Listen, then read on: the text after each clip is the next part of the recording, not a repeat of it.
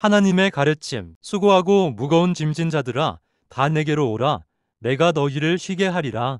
이 말씀 들어보셨죠? 그런데 정말 이상하지 않나요? 세상에서 가장 바쁜 사람이 나한테 와서 쉬어라고 말하고 있거든요. 월요일 아침 알람이 울리는 순간부터 우리의 하루는 시작됩니다. 지하철에서 밀려드는 사람들 사이에 끼어 출근하고 끝없이 쌓이는 업무에 치이고 퇴근 후에도 집안일, 아이들 숙제 검사, 내일 준비까지 잠들기 전까지 우리는 계속 뭔가를 짊어지고 살아가죠. 그리고 가끔 이런 생각이 들어요. 언제까지 이렇게 살아야 하지? 친구들과 만나서도 대화 주제는 비슷해요. 요즘 너무 힘들어 스트레스 받아 죽겠어. 휴가라도 가고 싶다. 우리 모두가 뭔가에 짓눌려 살고 있는 것 같아요. 직장에서는 성과 압박에, 가정에서는 책임감에, 사회에서는 성공에 대한 기대에, 심지어 쉬는 시간조차 의미 있게 보내야 한다는 압박감까지 있잖아요. 그런데 여기서 예수님이 등장하십니다. 그분은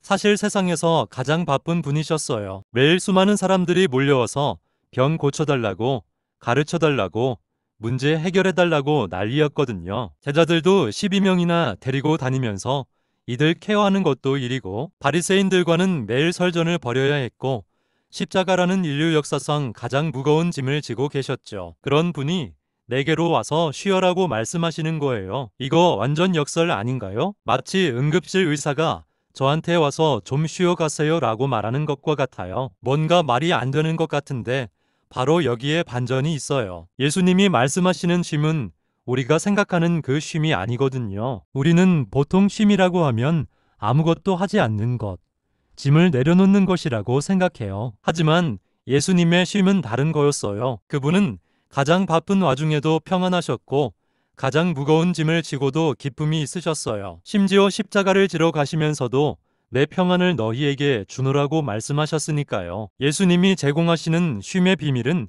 바로 함께함에 있어요. 혼자 짊어지던 짐을 나누어 지는 거죠. 우리가 지금까지 혼자서 끙끙대며 감당해왔던 모든 것들을 함께 져보자고 말씀하시는 거예요. 마치 아이가 무거운 가방을 들고 있을 때 아빠가 같이 들어볼까? 라고 하는 것처럼요.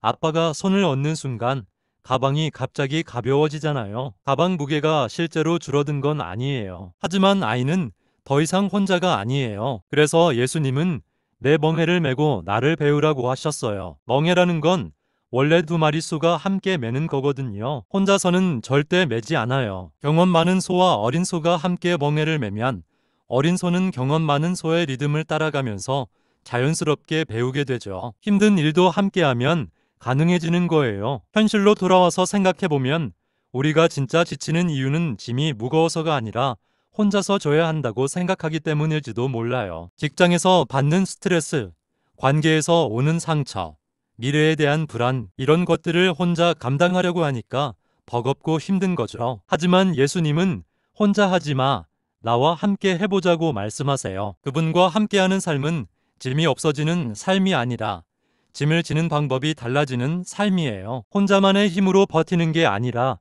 그분의 지혜와 능력을 빌려서 살아가는 거죠. 그래서 같은 상황이어도 마음이 다를 수 있어요. 같은 직장, 같은 업무, 같은 사람들이어도 혼자 할 때와 예수님과 함께 할 때는 전혀 다른 경험이 되는 거예요. 재미있는 건 예수님이 쉬게 하리라고 하실 때 사용하신 헬라어 단어가 아나파오인데, 이건 단순히 멈춤을 의미하는 게 아니라 새로운 힘을 얻음을 의미해요. 마치 휴대폰 배터리를 충전하는 것처럼 멈추는 동시에 에너지가 채워지는 거죠. 그래서 예수님께 나아가는 것은 단순히 문제를 해결받는 것을 넘어서 문제를 대하는 우리 자체가 새로워지는 경험이에요. 상황이 바뀌지 않아도 상황을 보는 눈이 달라지고 상황을 감당하는 힘이 달라지는 거예요. 이게 진짜 쉼이죠.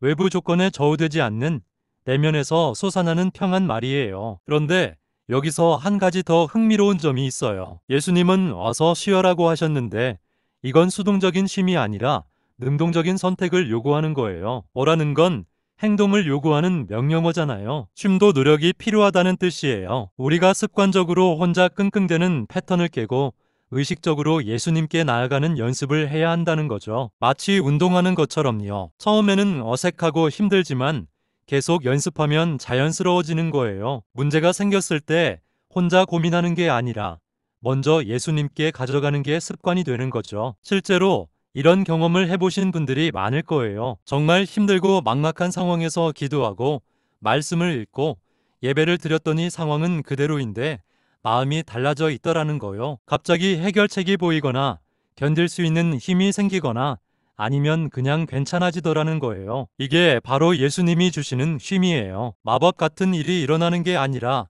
우리가 혼자가 아니라는 걸 실감하게 되는 거죠. 그분이 우리와 함께 그 상황을 감당해 주신다는 걸 경험하게 되는 거예요. 그리고 이 말씀에는 또 다른 반전이 있어요. 수고하고 무거운 짐진 자들아 라고 하셨는데 이게 단순히 힘든 사람들만을 위한 말씀이 아니라는 거예요. 사실 우리 모두가 뭔가의 짐을 지고 살아가고 있거든요. 겉으로 보기에 성공한 사람도 행복해 보이는 사람도 모든 걸 다 가진 것 같은 사람도 저마다의 무거운 짐이 있어요. 완벽해 보이려는 짐, 기대에 부응해야 하는 짐, 실패를 숨겨야 하는 짐. 그래서 이 말씀은 모든 사람에게 해당되는 거예요. 힘든 사람에게는 위로가 되고 잘 나가는 사람에게는 겸손함을 주는 거죠. 그렇다면 오늘 하루 당신이 혼자 짊어지고 있는 그 무거운 짐은 무엇인가요? 그 짐을 예수님과 함께 나누어 져본다면 오늘이 어떻게 달라질까요?